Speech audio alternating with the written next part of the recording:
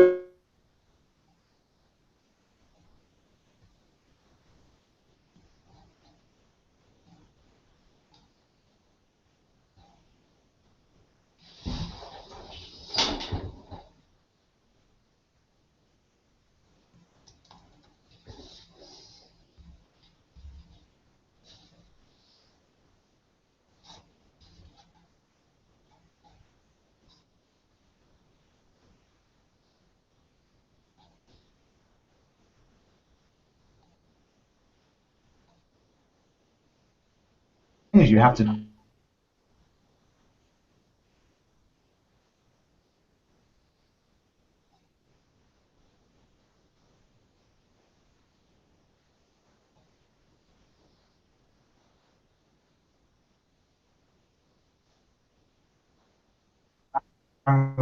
respond to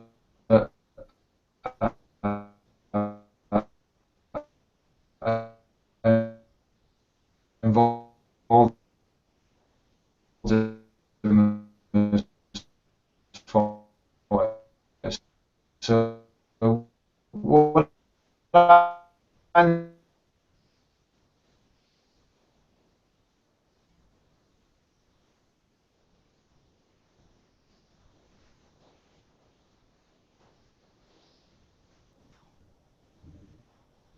Okay, we're back in? Yeah, just went totally. Yeah, no worries. Okay, we're back in. I can't remember which point I was twittering or wittering on about. I think the screen link just makes it hard. Yeah. Okay. So Matthew, I've basically introduced, what we're hoping to achieve, and I said that how important it is for school leaders to be on board with this. Okay. So what I'd like to do is to hand over to you. Yep. Okay. And I'd like you to share, from a school leader's perspective, okay, what matters, what was important, how it worked. Okay. So over to you. Over to me. Yep. You're there. Okay, brilliant. I'll say hi, Matthew Parr-Bowman, Principal. I've been leader, head teacher here, Principal for 4 years. And in the first year I was here, the first thing I did was, met with all the key people in the school, middle leaders, took my time to make sure I got to know them and so forth. And one thing became sort of a striking issue, as everybody was saying, people had frustrations about one aspect of the school or another, but one thing was consistent right the way through, and it's not rocket science, but it was communication. And people were just saying that communication within the school was just not good enough. And yeah, we had email and people had meetings during the day and so on and so forth, but in general, the communication was the thing. So I was thinking, right, we've got to sort this out in some way, shape or form. And there's a variety of different ways of doing it. And that was sort of sat there. And then secondly, Mark, who has been leading the session so far, Mark saw me, and he was head of PE at the time, and he said to me, look, we've got this great idea about Google, and he was all over it. He wanted to sort of promote it within the school, and he thought it could help us with lots of things. So I said, okay, we'll go with that. We had to do something, because just carrying on the same way we were doing, we were going to get the same issues, because the school had been going for years and years and years. So we thought, right, we'll try something completely different. So I essentially handed over to him. I said, look, we will go with your ideas on this. And the key thing really, I guess, was starting something small, but really, really thinking big on it. And I think that's what we did. We wanted to be successful. I knew, having done lots of change management, the most important thing is start off and make sure you get an early success. Because if you don't get an early success, people bail out pretty quickly, and before you know what's what, you're running 3 or 4 different systems. So I guess that's the second part of it, is not allowing alternatives. So we said, right, email, everyone's got to start using email in a particular way, and we gave no options to it. So we stopped things like just basic stuff like bulletins. We would do a weekly bulletin, and what used to happen was we would have a paper copy and there'd be an email copy. And I said, well, we'll ditch the paper copy. Everybody's got to go to the email. It seemed basic, but it was simple and it was straightforward. And then we really nailed it to make sure it was absolutely successful. So one of the things, I guess, within that is you do have to realize, and we all have this, there are people who, there's the can'ts and there's the won'ts, in one sense, and I group people into that. People who won't join things, and some people won't do it because it's against their culture, or they don't like it, or they want to just be a blocker and so forth. And other people can't do it, and they lack the capacity, they lack the technical wherewithal and so forth. So one of the things I said to Mark, right, we freed him up for a good bit of his time, and I think that is really, really important. You've got to devote some time to this properly, otherwise it's just not going to be successful. So I said to Mark, fine, you go and you find all those people who are having great difficulty with stuff. And so essentially what he did was, over a period of weeks and months, went round and just had loads and loads of conversations and was really positive with people, said, yeah, you can manage it, don't worry. Spent time and then went back to them and went back to them and just kept doing that, so that each time somebody had a problem, he was successful with that person. I think we probably ignored, to start with, the won'ts, the people who were clearly going to be blockers. We thought, we won't bother with them. We'll focus on the guys who want to do it but are having difficulty.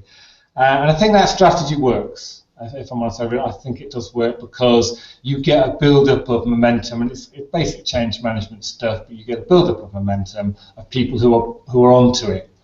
But I think there is also that realization that some people do find it difficult, and they get worried, they get scared that things are going at a pace and they get left behind. And so having a sort of safety net there is so important. I suppose I've missed one bit of it, and one bit of it was that I've got a senior team of 6 or 7 people, and we had a big discussion. We said, look, if this is going to be successful, we've all got to be onto it. So we started doing things as a team together. So basic stuff again, using shared documents for agendas. And I think that set a tone and it set an example. And each of these guys, as deputy heads and assistant heads within the school, each of these guys had people they line managed, and they started to say, well, look, you could be using shared docs for this, and you've got to use email in this particular way. And that was really, really good. That worked. Another thing we did is devoting some training time to it. And I think if you don't devote some training time to it, it's not going to work. You've got to accept the fact that you have to be serious about it. So in education here in England, we've got 5 dedicated training days for all sorts of things. And we handed over one of those days to Mark and said, put on some sessions. And he put on a variety of different sessions, a whole list of sort of levels, people who are really successful, people who are less successful in terms of, getting onto it. Some pretty basic stuff in some cases, how to access email, how to make sure you can convert Microsoft Word documents into Google Docs and stuff like that. And what happened was a momentum built up of sort of comfort, and people became used to it. They saw it was expected, it was used around the place a lot. So we started off really small, but lots of big ideas. And I think that's important. People need to be sort of signposted to the way it's going, so they know that this is the stage we're at the moment, but it could go big, so they can see a potential, but they're not worried about it because their stage is fine, they're doing what they need to do. And our stages were essentially, Mark will talk them through, I guess, but our stages were making sure everybody was on email and using the same format, using the same methods, then looking at using shared documents for things like agendas and schemes of work and so on and so forth. We then moved to a big thing for us was Google Classroom, and that was a big thing, and I'm not sure how much people are aware of Classroom in terms of its use, but essentially it's a way of sharing information with students in the different classes, and it only came about, I think, in September last year, and we were onto it straight away because we could see the benefit of it. And within 2 months, we said, right, all homework has got to be set using Google Classroom. You don't have to necessarily do the homework on Classroom. We've got to be set. So again, a common format. And what was, I think, surprising, I think it really told us how much we'd moved on, is that when we said that, I think both Mark and I thought people would go, I'm not doing that. They didn't. They completely went with it. I think it's a testament to how much people had come on, how much they'd developed. I think the sort of last 2 or 3 things really from my point of view. One of them is we took some brave steps, and I think you have to do that. A point comes, you can tinker, you can do a little bit here and there, but a point comes where you have to say, look, we're just going to go for this full on in some way, shape or form. And the Classroom was an example, but you've got to sort of go public on stuff, and going public on stuff in education can be a bit scary because you can face a lot of criticism. You know, no parent wants their child to be disadvantaged, and therefore, if you go public on something and it goes wrong, then you're up there to be criticised. So some pretty brave things, and we said no. All students are going to do this. They're all going to be on Classroom, and they're all going to use email in this particular way.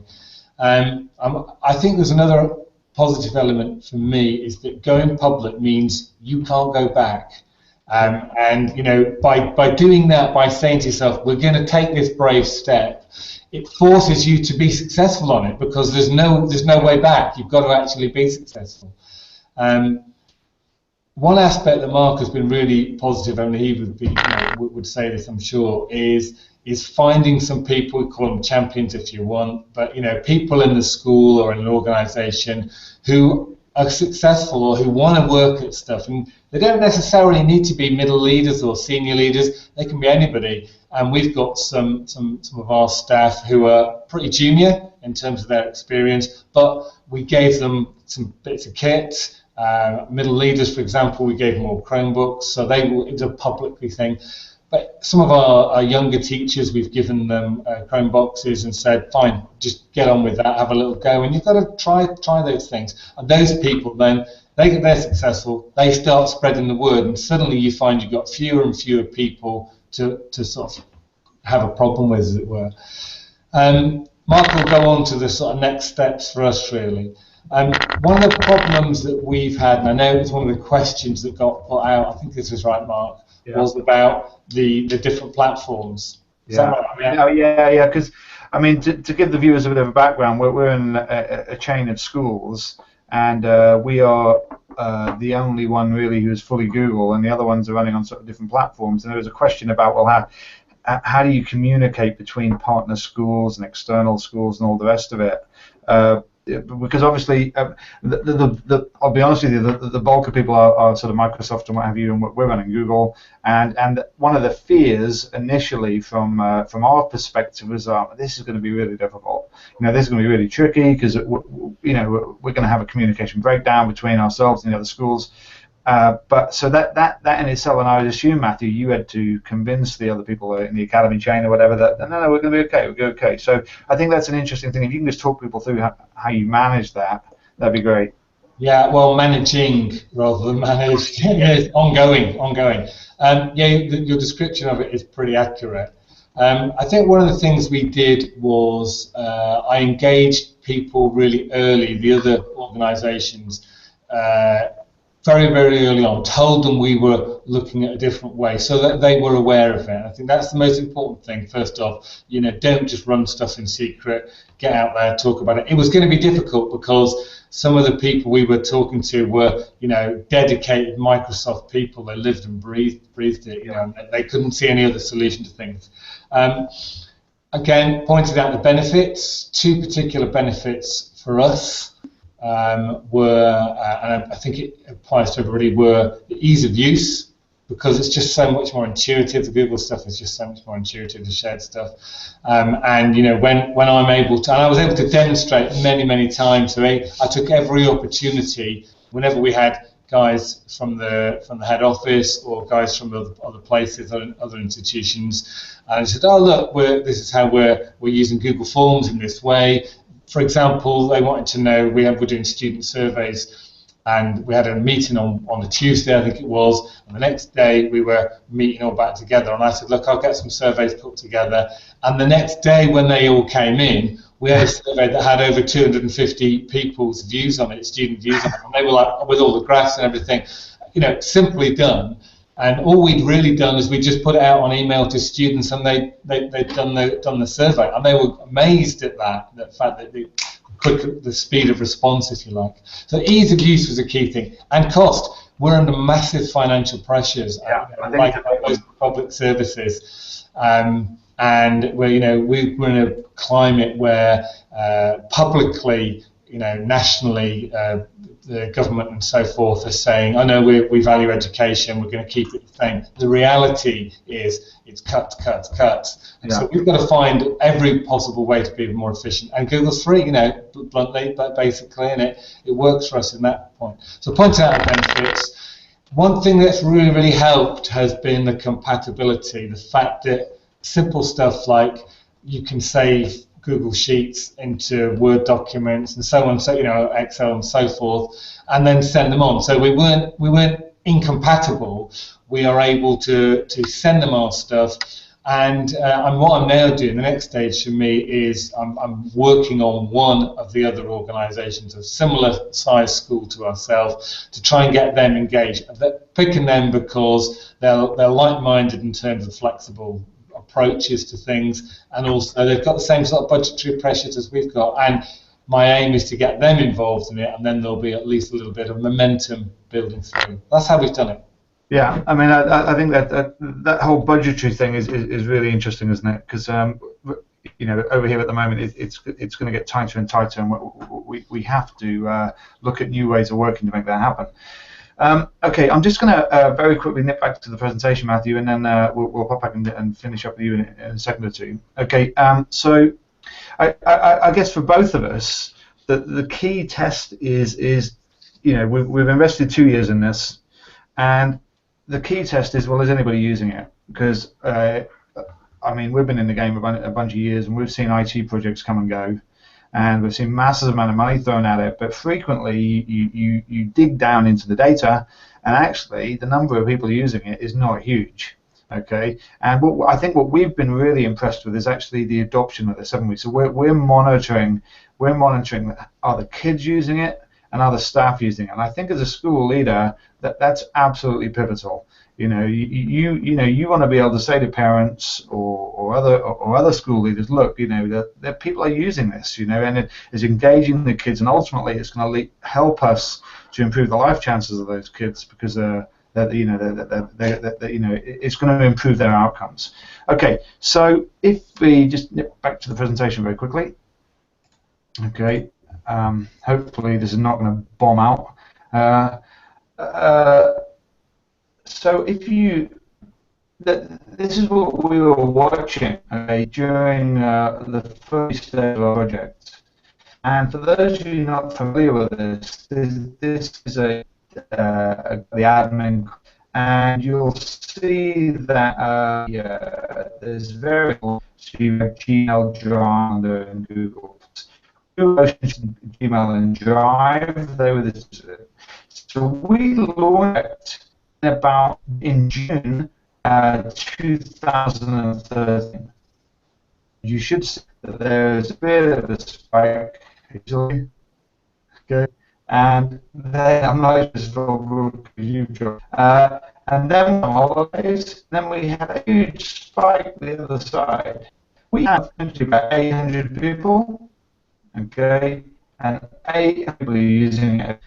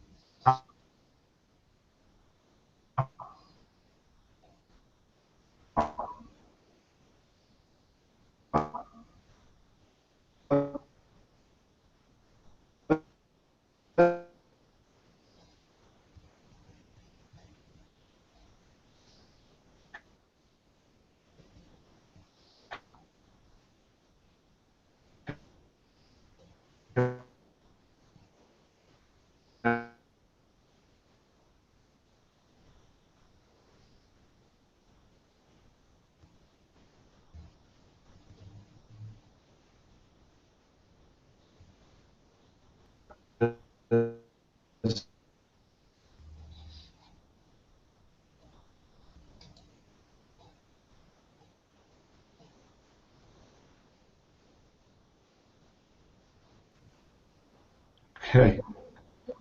You there, Matthew? Yeah, it's just Okay. It's that screen share thing is horrible. Okay. Okay, right. So anyway, I'm giving up on that. I've made the point that that we've made good ground on the rest of it. So we've got just literally a couple of minutes left really on this one here. What if you can? I'll do a little bit as well. Can you just sum up what you think is going to happen next, or what your goals are next, really? Yeah, I think you hit the nail on the head when you said about student impact, and that to me is the key thing. We started the project looking at, I did start the project looking at in terms of how the staff work together, and we've seen a dramatic shift in that. And I think we've also started to see a shift in how students use this stuff now, and we just got so much more engagement, and that is the big thing for us. Is we've got nice school, lovely kids. Yeah. They're not got massively high aspirations. They live in a very rural part of the UK, and they don't always want to do get out there and do amazing things. Some of them do, but what we want to do is make sure that all of them can see that there's a big life out there, and that's the next thing for us really, is making sure they can access the world. And this is one method that we've got of doing that. Practically, we're going to do upgrade our Wi-Fi, put in a load more Chrome stuff. We did look at, and whether you're going to cover it, Mark, I don't know. We did look at whether or not we would just roll out Chromebooks across the piece, but it's a really bad strategy. Yeah, not good. I think they'll just end up being very, very heavy exercise books. Yeah. Okay, so that's it really. That went fast. Thanks very much for joining us here today.